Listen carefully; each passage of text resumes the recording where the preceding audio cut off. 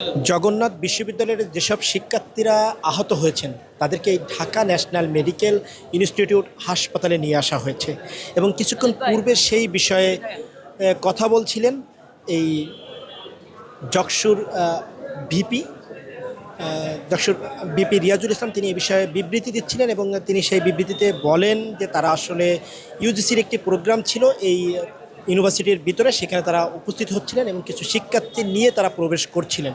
সেখানে তারা বাধার সম্মুখীন হন এবং পরবর্তীতে সেই ঝামেলাটি আসলে দীর্ঘ হয়ে সেটি ধাওয়া পাল্টা ধাওয়া রূপান্তরিত হয় এবং পরবর্তীতে বেশ কিছু শিক্ষার্থী তারা কিন্তু আঘাতপ্রাপ্ত হন এবং তারা দাবি করছেন ছাত্র দলের হামলার কারণে তারা কিন্তু আঘাতপ্রাপ্ত হয়েছেন, এমনটা কিন্তু দাবি করেছেন এই যকসুর ভিপি।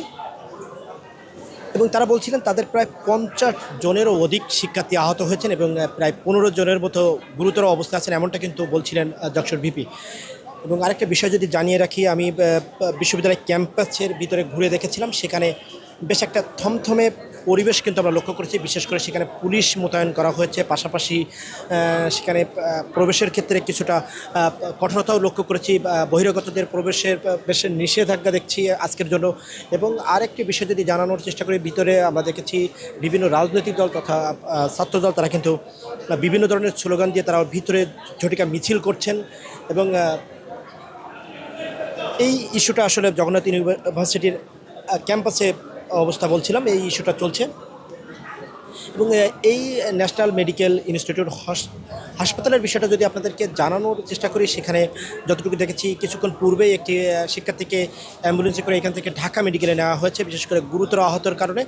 এবং যেটি বলছিলাম যে প্রায় 50 জনেরও অধিক শিক্ষার্থী তারা আহত হয়েছেন এবং 15 জনের মতো তারা গুরুতর আহত হয়েছেন বলে দাবি করছিলেন এই ভিপি রিয়াজুল ইসলাম। পাশাপাশি জিএস এজিএস তারাও কিন্তু আহত হয়েছেন এমনটা বলছিলেন এবং ভিপি বলছিলেন তাকে ক্যাম্পাস থেকে বিতাড়িত করা হয়েছে, বিশেষ করে তাকে ক্যাম্পাস থেকে বাহির করে দেওয়া হয়েছে এবং সেটি ছাত্রদলের পক্ষ থেকে করা হয়েছে, এমনটা কিন্তু দাবি জানাচ্ছিলেন এই ভিপি। আধুনিক জেনারেল হাসপাতাল ও উন্নত প্রযুক্তি এবং অভিজ্ঞ চিকিৎসক দলের নিরলস প্রচেষ্টায় আমরা আছি আপনার পাশে। ডেল্টা হাসপাতাল, মায়ের মতোই যত্নশীল। শিবির, ছাত্র শক্তি সহ সব সংগঠনই আমরা ক্যাম্পাসে কোনো ধরনের অপ্রীতিকর ঘটনা গত 1.5-2 বছরে ঘটে নাই। আজকে যে ঘটনাটি ঘটেছে এটা অত্যন্ত দুঃখজনক। আমি এটার জন্য তীব্র নিন্দা জানাচ্ছি। আমি বিশ্ববিদ্যালয়ের শিক্ষক সমিতির যুগ্ম সাধারণ সম্পাদক, একই সাথে বিশ্ববিদ্যালয়ের সিন্ডিকেট মেম্বার। কেন এটার ব্যত্যয় ঘটলো, কারা এর পেছনে ইন্ধনদাতা? আমি মনে করি সরকারের পক্ষ থেকে এটি দেখা উচিত এবং বিশ্ববিদ্যালয় প্রশাসনের পক্ষ থেকে দেখা উচিত। আমি এসেছি আরও 1-1.5 ঘন্টা আগে। আমি আসার পরে যখন ঢোকার পরে কিছুক্ষণ পরেই বাইরে থেকে আক্রমণ শুরু হলো। শিক্ষার্থীরা ভিতরে ঢুকে গেল, কয়েকজন ভিতরে যে হুমকি ধামকি শুরু করলো। এইটা বিশ্ববিদ্যালয় প্রশাসনের জন্য কখনোই, বিশ্ববিদ্যালয়ের শিক্ষার পরিবেশের জন্য কখনো পজিটিভ কোনো বার্তা বহন করে না। আমি মনে করি বিশ্ববিদ্যালয়ের উপাচার্য মহোদয় রয়েছেন, তিনি এই বিষয়ে উদ্যোগ গ্রহণ করবেন, একই সাথে ছাত্রদলকে তিনি শান্ত করবেন। ছাত্রদল যদি আগের মতো সে ফ্যাসিবাদী আচরণ শুরু করে, তাহলে বাংলাদেশের শিক্ষার্থীরা, শিক্ষকরা এটাকে সহজভাবে মেনে নেবে না। আমার যতটুকু মনে হয়েছে অ্যারাউন্ড 50-এর অধিক শিক্ষার্থী আহত হয়েছে। অনেকের চোখে আর পিঠের মধ্যে আমি অনেকগুলো ছবিও তুলেছি। যারা আক্রান্ত হয়েছে তাদের সাথে আমি কথা বলেছি।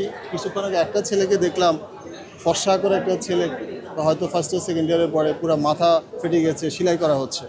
সো এভাবে শিক্ষার্থীদের উপর পৈশাচিক আক্রমণ, এটা শিক্ষক সমাজের পক্ষে মেনে নেওয়ার কোনো সুযোগ নেই।